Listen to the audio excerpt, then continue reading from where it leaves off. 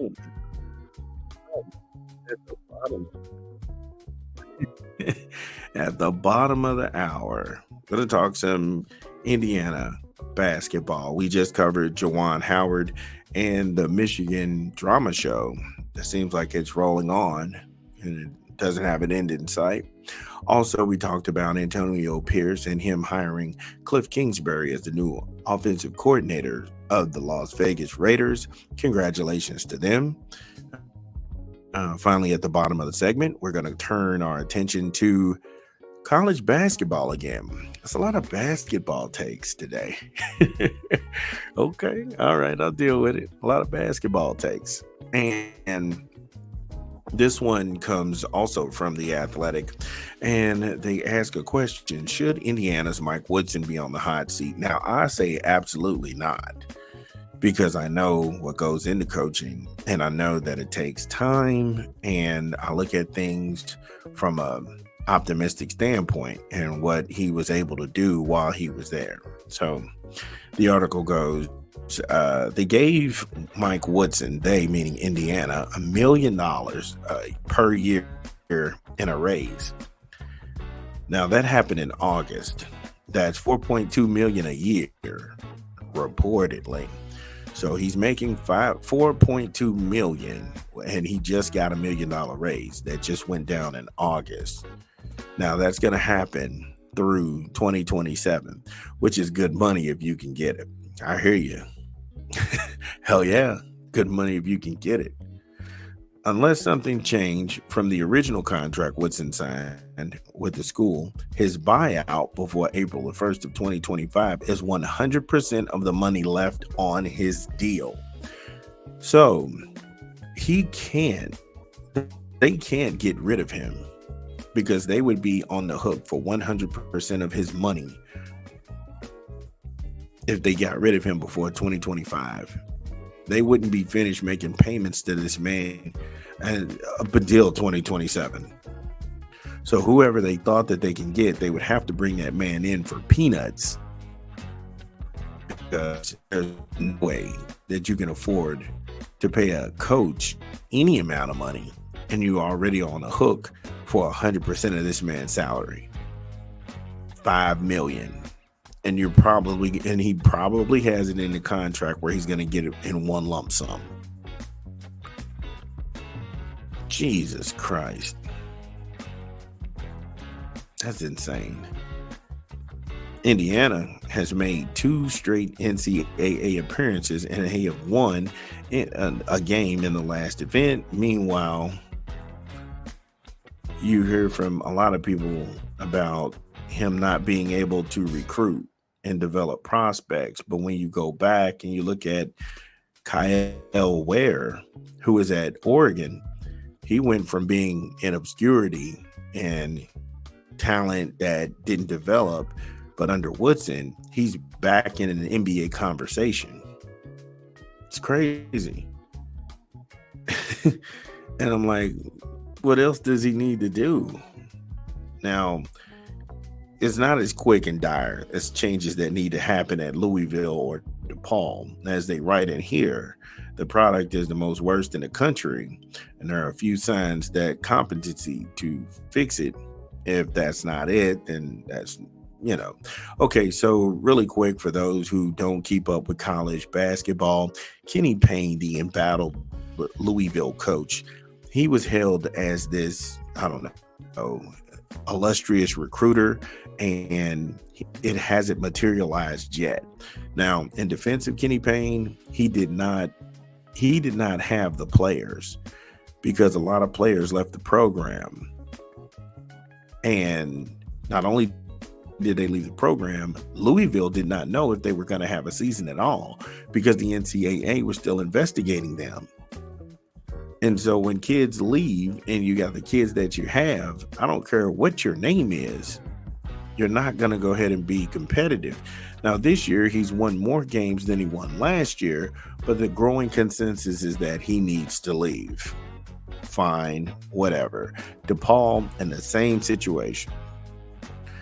Woodson is not on any of those situations. He's right in the thick of things, and he's right in the thick of things in the Big Ten. So I don't know where they get this "he needs to go" deal. That doesn't make sense to me. Also, from a financial standpoint, Indiana's on the hook for 100% of this guy's salary if you get rid of him by 2025. So you gotta let it play out. I think sometimes a lot of authors and a lot of journalists, they write things down just to have a conversation, but they don't really run things over in their mind, because once you say it out loud, it sounds just as ridiculous as if you just saw it on TV. Like, wait a minute, this doesn't make any sense. Make any sense at all. But we'll talk about that more when we come back from a quick 20 from an unofficial word from the unofficial sponsor.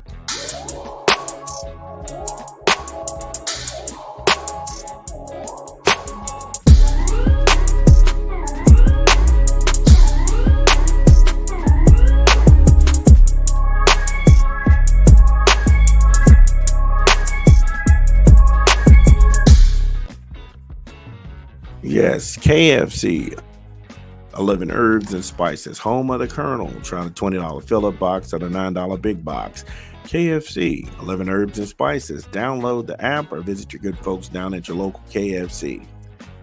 Finger licking good. Okay, so we were talking about Indiana. Now, Indiana's 13-8 overall, 5-5 in the conference, 11-2 at home, and 1-4 on the road. They aren't a bad team. You have 13 wins right now.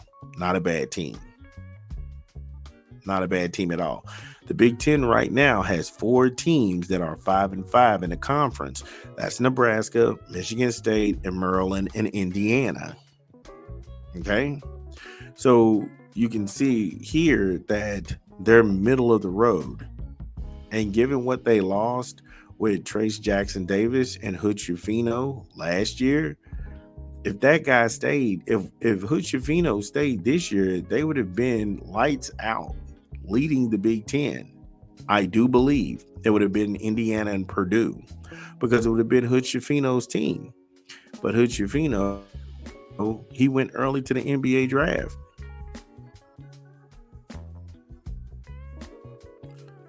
Again, there are 4 teams that are 13-8. That's Ohio State, that's Maryland, Michigan State, and Indiana.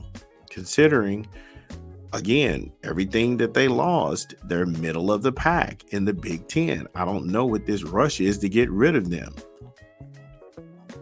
Also, here's a news flash. They've locked up the number 1 power forward, a 5-star kid by the name of Liam McNeely, 6'7", 210 pounds from Florida, for next year. They've got Gabe Cupps. He's going to be another season matured. He's going to find his spots. He's going to get after it and dog it on the defensive end. Like, now he's perfecting his defense.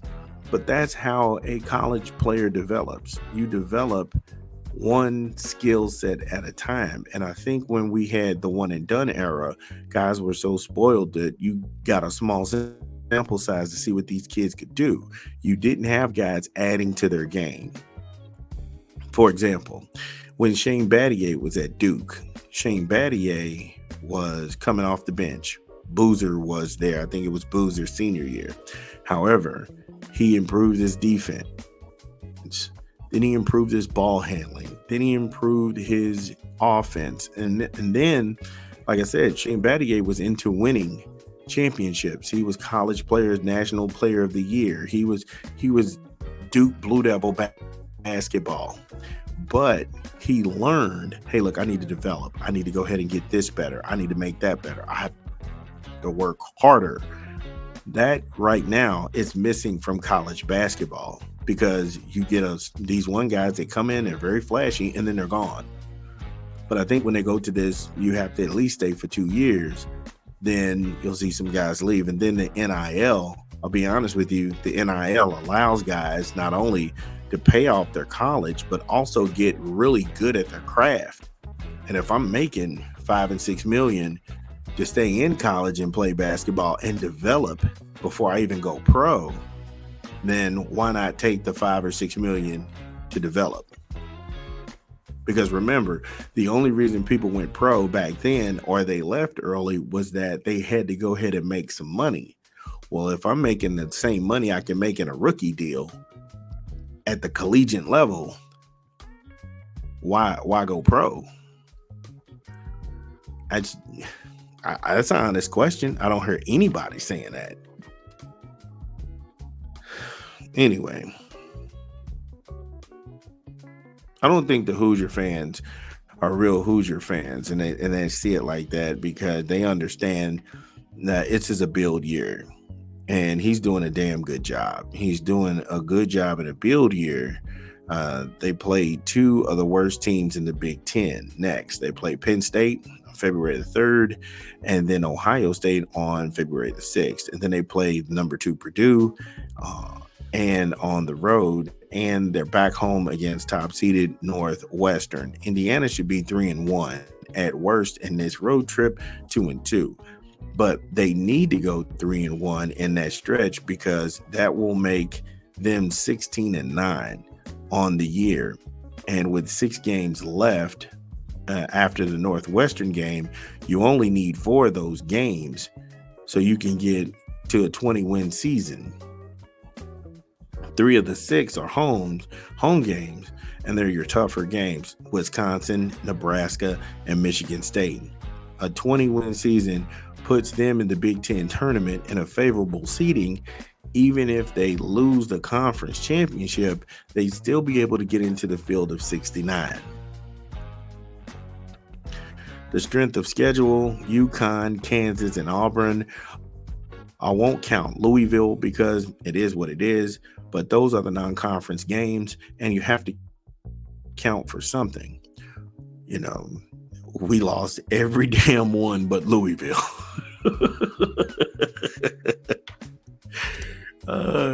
Yeah. So, I mean, but look at the logic.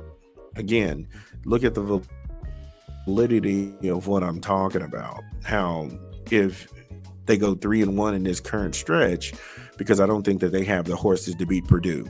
And if they do, fine, I'm happy. I'm jumping up and down. As an Indiana Hoosier fan and a homer, I'm telling you, I will scream to the high heavens. But in this same stretch, if he goes 3-1, that makes them 16-9. That makes them 16-9. So they only need 4 games out of the remaining 6 after the Northwestern game to have a 20-win season. And having a 20-win season gets them a favorable seeding in the Big Ten tournament. Now, how the showing that they put on in the Big Ten tournament, that will dictate where they end up in the field of 69. So, again, should he be let go? Hell no. Number one, we can't afford to. We can't afford to pay Mike Woodson $5 million a year up until 2027, or give him a lump sum right away. No way we can afford that. Just let it play out. Let it develop. He's got the number one. He's got a solid 5-star big time recruit coming next year and a power forward. You're going to have to get a guard. He's got a transfer portal presence. Indiana's not in bad position. I just think people are overreacting because Sean Watson was horrible. He wasted Romeo Langford. And he was beyond incompetent. And nobody said anything till it was time for him to go. Till the program could go no lower. It could go no lower. And now we've made the tournament the last 2 years. We've got a tournament win. And now people start to, it's time that he needs to be on a hot seat. For what? You can't pick half the kids who play in Indiana out of a lineup. If you're not an Indiana fan, you're just like, who are these guys? Why do they have 13 wins? I mean, let's be serious. Let's get serious. Let's stop saying things just for the sake of saying them. I don't know. But shout out to everybody who was rocking with us today. with the Raiders, Raider time. Shout out to everybody who was rocking with the Michigan and the drama show that keeps rocking on in Michigan. Much love to Dollar Stein Stevie33 and the Cash App. It's been fun today. We'll catch you on the flip side at the same app, stupid time, same app, stupid channel. This is Big Vern, and I'm out.